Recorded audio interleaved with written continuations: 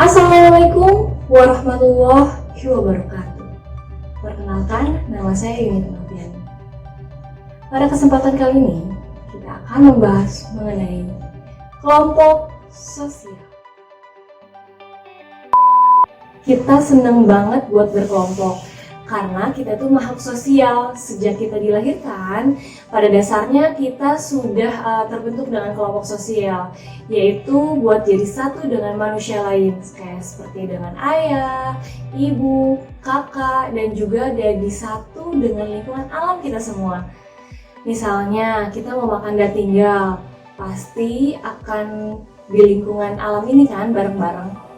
Karena dua hal itu, kita jadi terdorong menjadi sebuah kelompok.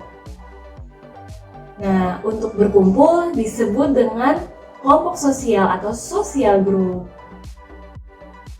Nah, ada perbedaan antara kelompok dan kelompok sosial. Dari kata-katanya aja ada tambahan sosial. Kalau kelompok sosial itu kumpulan manusia yang punya kesadaran yang sama dalam keanggotaan dan saling berinteraksi. Jadi, unsur di kelompok sosial itu adalah adanya hubungan dan interaksi.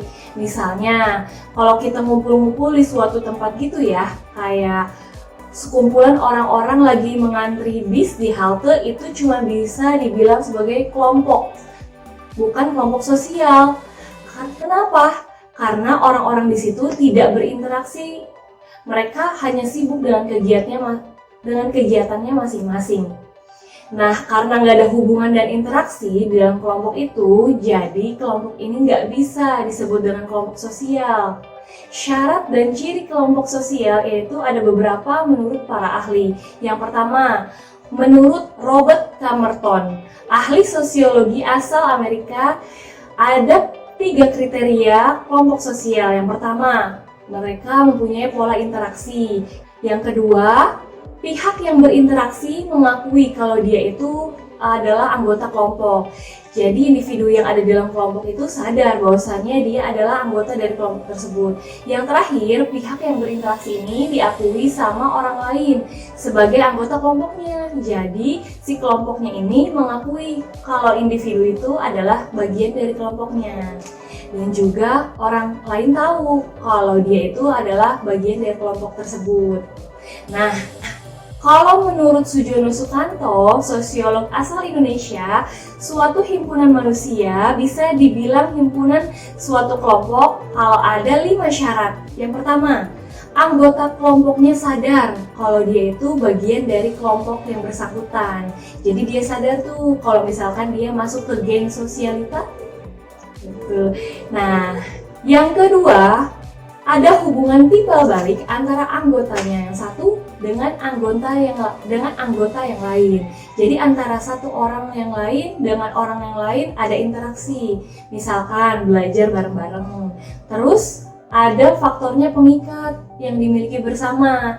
Jadi mereka memiliki tujuan yang sama. Misalnya tujuannya buat sukses UTBK dan masuk kampus impian. Terus lanjut lagi, harus ada struktur atau kaidah dan pola perilaku yang sama. Misalnya nih, ada ketua geng, dia yang akan mengatur jadwal belajarnya, kapan diskusinya, dan kapan nanya kepada guru.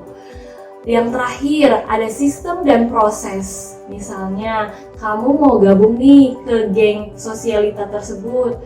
Nah, kamu harus daftar dulu, registrasi, baru deh masuk ke geng tersebut. Oke, dari penjelasan tadi, aku mau tanya deh sama kamu. Kira-kira yang mana ya yang kelompok sosial? Nih, ada grup idol Korea, BTS, yang lagi rangkulan di atas panggung. Terus, ada grup kosidahan yang lagi tampil. Ada juga kumpulan orang yang lagi ikutan diskon sepatu hits. Terus ada juga nih grup WhatsApp dan kelompok sepak bola Arsenal. Kira-kira yang mana ayo yang termasuk kelompok dan kelompok sosial? Aku tungguin nih. Nah, yang termasuk kelompok itu adalah kelompok yang ikut sel sepatu hits tadi, karena mereka bukan termasuk kelompok sosial karena mereka tidak ada interaksi. mereka hanya mengarah kepada sesuatu yang diskon, memiliki tujuan yang sama, tapi mereka tidak ada interaksi, mereka nggak kenal satu sama lain.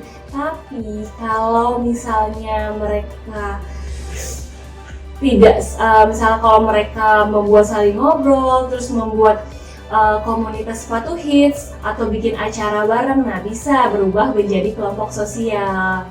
Kalau BTS, grup Qasidah, grup WhatsApp, nah ini termasuk kelompok sosial karena mereka saling berinteraksi dan sadar kalau mereka itu adalah bagian dari kelompoknya, dan juga kelompoknya mengakui bahwasannya mereka adalah kelompok dari anggota dari kelompoknya.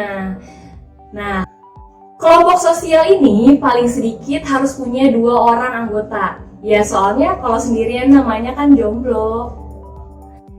Biasanya ya, kalau kelompok yang anggotanya lebih dari 2 orang atau 3 orang akan cenderung lebih formal. Dari sini kita bisa lihat, kalau misalkan makin banyak anggota kelompok, maka kemungkinan hubungannya akan semakin banyak. Tapi makin banyak anggota ini membuat keeratan dan keintiman antar anggotanya semakin berkurang, ya karena anggotanya banyak banget. Biasanya ya, kalau kelompoknya yang lebih dari 3 orang cenderung akan lebih formal, kayak misalnya partai politik. Di dalam partai politik ini mereka punya hubungan, mereka berinteraksi, tapi hubungannya cenderung formal, bahkan sampai munculin tingkatan hierarki, ada ketuanya, ada wakilnya, ada kepala departemennya, dan juga lain-lainnya. Ngomong-ngomong soal politik, partai politik itu terbentuk menjadi suatu kelompok sosial karena memiliki tujuan yang sama. Mereka memiliki kepentingan yang sama untuk menyuarakan suara rakyat misalnya. Nah, kepentingan yang sama ini adalah salah satu faktor terbentuknya kelompok sosial. Dan faktor terbentuknya kelompok sosial lain yaitu adalah adanya pertalian darah atau keturunan. Kayak misalnya nih, keturunan orang Jawa, keturunan keluarga Jawa, keluarga Minang, dan keturunan keluarga Manado. Nah, mereka berkumpul karena ada ikatan darah. Selain itu juga, syarat terjadinya kelompok sosial karena adanya wilayah yang sama atau daerah yang sama. Daerah dan wilayah yang ini bisa menjadi faktor terbentuknya kelompok sosial karena anggotanya punya rasa kebersamaan karena tinggal di lingkungan yang sama. Kayak misalnya gini, kamu keterima di universitas luar negeri misalkan ya. Nah, di sana kan kamu merantau tuh sendirian, jauh dari keluarga, dan daripada weekend bengong, kamu mending ikutan Persatuan Pelajar Indonesia kan, biar kamu ada kegiatan buat ngilangin kangen sama Indonesia, dan di sana banyak saudara dari tanah rantau. Oke teman-teman, dari video ini kita sudah belajar tentang kelompok sosial, mulai dari pengertian kelompok sosial. Jadi kelompok itu adalah kumpulan orang yang ada di suatu tempat, sedangkan kelompok sosial ini kumpulan manusia yang saling berinteraksi dan memiliki tujuan yang sama. Syarat dan ciri kelompok sosial ada beberapa juga menurut para ahli, dan kita sudah belajar tentang contoh-contoh kelompok sosial, proses pembentukan kelompok sosial ini bagaimana, dan faktor terbentuknya kelompok sosial apa saja. Jadi ada kepentingan yang sama, ada pertalian darah atau keturunan, dan juga adanya daerah atau wilayah yang sama. Oke, sampai di sini dulu materi tentang kelompok sosial. Kurang lebihnya mohon maaf. Wassalamualaikum warahmatullahi wabarakatuh. Stay on Sosiologi.